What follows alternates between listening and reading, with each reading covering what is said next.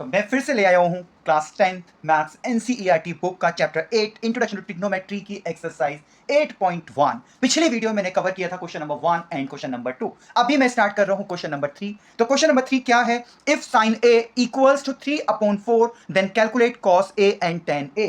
Generally this kind of questions can be asked in board exam. तो हम क्या कहेंगे कि इस तरह के क्वेश्चंस इंपॉर्टेंट होते हैं। जनरली ये 2 मार्क्स में आ जाता है, 2 में या 3 में आएगा, इससे ज्यादा में नहीं आएगा। तो हम कैसे करेंगे? साइन ए इक्वल्स टू हमें दिया हुआ है बेटा 3/4। ओके, तो साइन ए सबसे पहला काम हम क्या करेंगे? हम यहां पर एक राइट एंगल ट्राइंगल ड्रॉ करेंगे। ठीक है, उस ट्राइंगल में सबसे इंपॉर्टेंट चीज क्या है कि एक्यूट एंगल क्या होगा। देखो ए यहां पर है तो ए अंडरस्टूड है कि एक्यूट एंगल होगा, मैंने यहां पर ए ले लिया। बाकी एक्यूट एंगल भी ए ही दिए हैं, तो अब राइट एंगल जो है वो तुम बी को भी बना सकते हो, सी को भी बना सकते हो, it depends on you. Otherwise जो एंगल्स दिए होंगे वो एंगल्स अगर 2 दिए तो वो दोनों एंगल्स मस्ट हैं कि एक्यूट ही होने चाहिए। तो अब साइन ए जो होता है बेटा वो क्या होता है? साइन ए का रेशो क्या होता है? ये होता है बच्चों परपेंडिकुलर अपॉन हाइपो।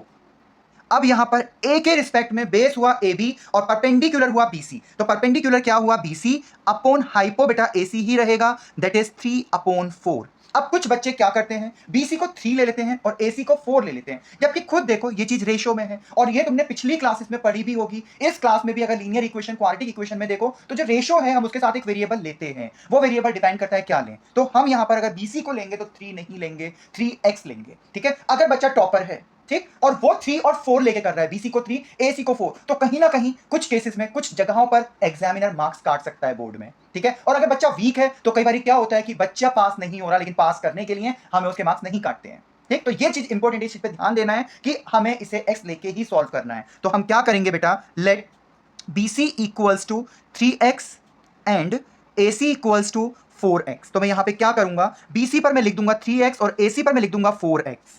ठीक, अब मुझे फाइंड करना है cos A और tan A। cos A क्या होता है? Base upon hypo. तो बेस तो मेरे पास नहीं है, मुझे बेस फाइंड करनी है और हमें पता है कि अगर राइट एंगल ट्राइंगल की 3 साइड गिवन है और सॉरी 2 साइड गिवन है और तीसरी साइड हमें फाइंड करनी है, तो सिंपल है, पीजीटी लगा दो। सो इन राइट एंगल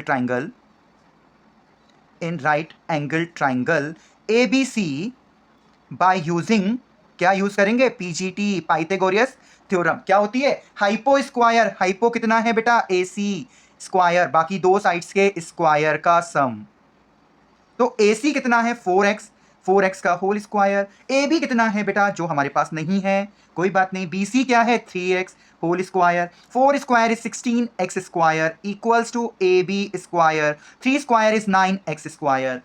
अब प्लस 9x स्क्वायर मैं ले जाऊंगा दूसरी साइड, क्योंकि मुझे लाइक टर्म्स एक साथ रखनी है। मुझे जिसके वैल्यू निकालनी है उसे अकेले करना पड़ेगा। तो मुझे वैल्यू निकालनी है AB की, तो AB को कर दो अकेले, उसके साथियों को ले जाओ दूसरी तरफ। अरे ये क्या कर रहे हो बच्चों? उसके साथी को क्यों अलग कर रहे हो? बट करना पड़ेगा, क्या करें?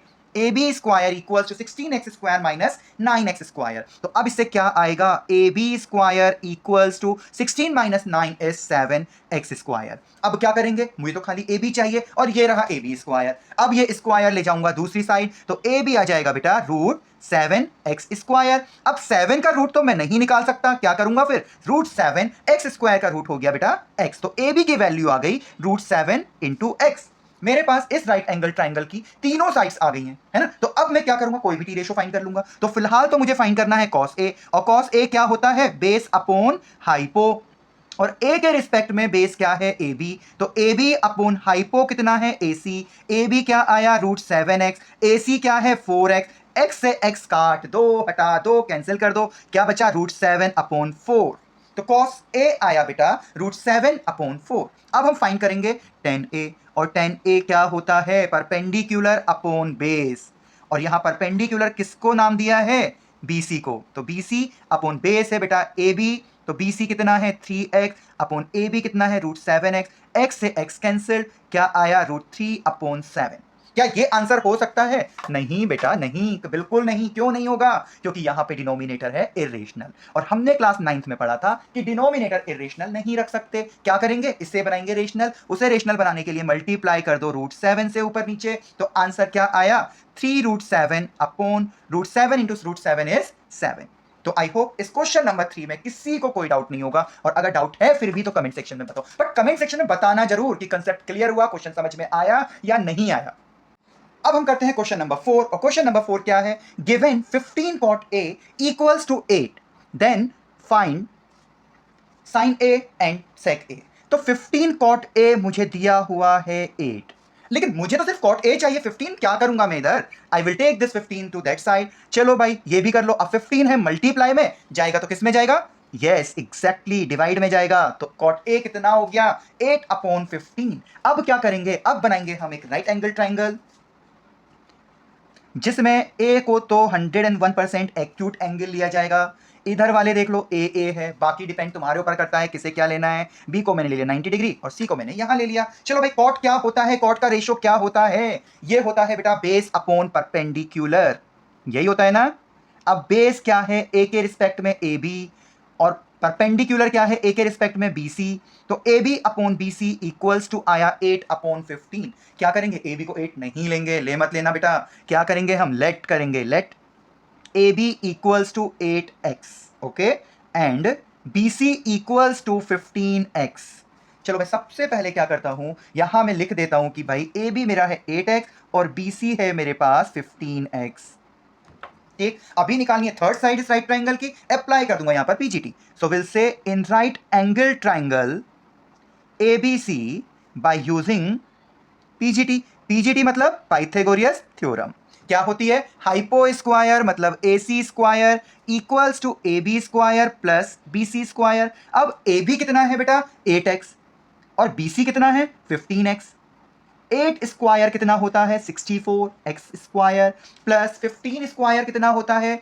225x square. 64 प्लस 225 कितना होता है बेटा? 289x square. अब जल्दी से बता दो कि 289 किसका रूट होता है? 289 होता है बेटा 17 का। तो अभी तो मैं यहां पर रूट नहीं लिखूंगा, ठीक है। अभी ये स्क्वायर में पहले इस साइड लूंगा तभी तो रूट निकालूंगा। तो AC equals to root 89x square. 289 का रूट होता है 17 और x स्क्वायर का x। तो यहां पर मेरे पास AC आ गया है बेटा 17x।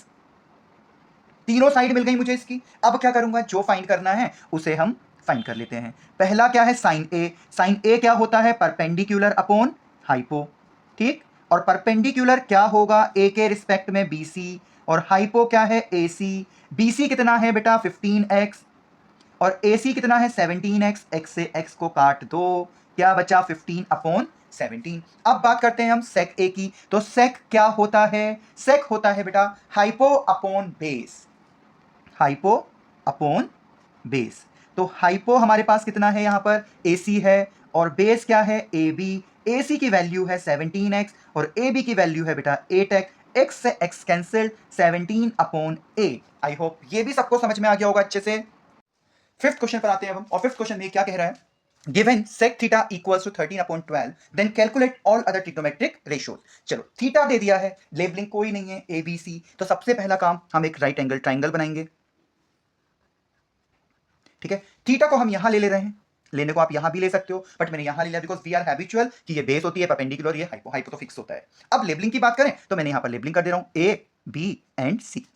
बाकी ट्रिग्नोमेट्रिक हमें सारे रेशियोज फाइंड करने हैं। सेक दिया हुआ है, इसका मतलब क्या हुआ कि मुझे यहां पर sine cos tan cot and cosec find करना है, ठीक। कैसे फाइंड करेंगे ये देखो। सेक थीटा है बेटा 13/12, और जो सेक थीटा है वो क्या होता है? हाइपो अपॉन बेस होता है ना। तो हम लिखेंगे हाइपो अपॉन बेस, ठीक। अब यहां पर हाइपो क्या है बेटा? AC है, ठीक है, और बेस क्या है? AB है। तो हम यहां पे क्या कर देंगे? लेट करेंगे। AC कितना हुआ? 13x, एंड AB कितना हुआ बेटा? 12x।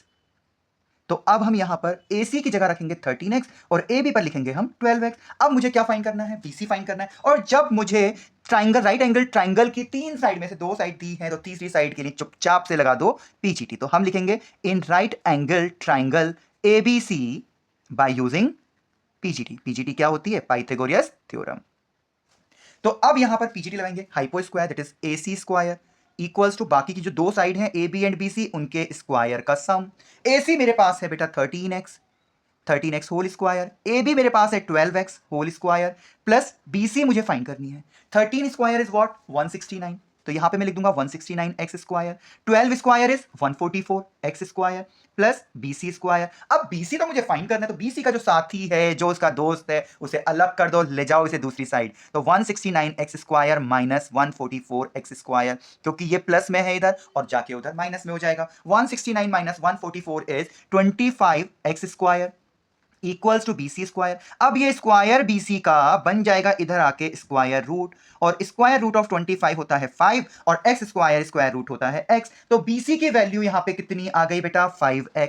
मिल गई मुझे यहां पर तीनों साइड इस राइट एंगल ट्रायंगल की। अब हो गया सब कुछ रेडी। इसका मतलब अब मुझे बाकी का टी रेशियोज आराम से निकाल लूंगा। तो मैंने सबसे पहले निकालना है साइन थीटा। साइन थीटा क्या होता है बेटा, ये होता है परपेंडिकुलर अपॉन हाइपो। ठीक, अब साइन में थीटा यहां है, परपेंडिकुलर बेटा क्या हुआ BC अपॉन हाइपो क्या हुआ AC। तो BC है बेटा 5x, AC है 13x, x x कैंसिल, क्या आया sine theta 5/13।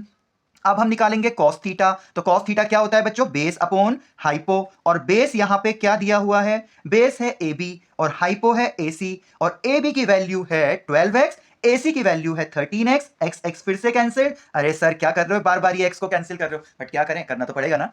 Now tan theta, tan theta क्या होता है, परपेंडिकुलर अपॉन बेस।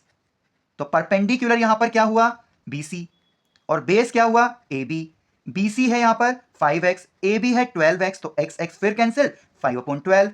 अब निकालेंगे कॉट थीटा। वैसे अभी अगर हम आगे की आइडेंटिटीज पढ़ेंगे ना तो उसके बाद ये क्वेश्चन और इजी हो जाएंगे, फिर ये सब निकालने की जरूरत नहीं है। साइन कॉस निकाला, टेन उस आइडेंटिटी से निकाल लो, कॉट फिर आइडेंटिटी से निकाल लो, बट अभी मैं आइडेंटिटी नहीं सिखा रहा हूं। कॉट थीटा होता है बेस अपॉन परपेंडिकुलर, और बेस है यहां पर AB, परपेंडिकुलर है यहां पर BC।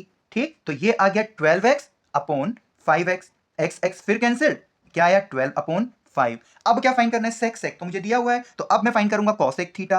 और कॉसेक थीटा क्या होता है बेटा, हाइपो अपॉन परपेंडिकुलर, और यहां पर हाइपो को हमने किससे डिनोट किया है, AC से, और परपेंडिकुलर को डिनोट किया है BC से, राइट। तो ये AC दिया है 13x और BC दिया हुआ है बेटा 5x, x x कैंसिल, तो कितना आया 13/5। ठीक, ये क्वेश्चन यहीं कंप्लीट हो गया, और अभी इससे ज्यादा मैं आगे नहीं बढ़ रहा हूं। नेक्स्ट क्वेश्चन, क्वेश्चन नंबर 6 मैं अगली वीडियो में कवर करूंगा। अगर यहां तक कोई भी डाउट है तो प्लीज कमेंट सेक्शन में जरूर बताएं, और अगर समझ में आ गया है सब कुछ तब भी कमेंट सेक्शन में जरूर बताएं कि एवरीथिंग इज क्लियर। ओके, और अगर मेरी वीडियोस पसंद आई है तो प्लीज एक लाइक, एक सब्सक्राइब जरूर बनता है। ठीक है, अभी तक अगर सब्सक्राइब नहीं किया है तो मेरे चैनल को सब्सक्राइब जरूर करें, मेरी वीडियोस को लाइक करें, अपने फ्रेंड्स के साथ शेयर करें। मिलते हैं फिर नेक्स्ट वीडियो में, तब तक के लिए बाय।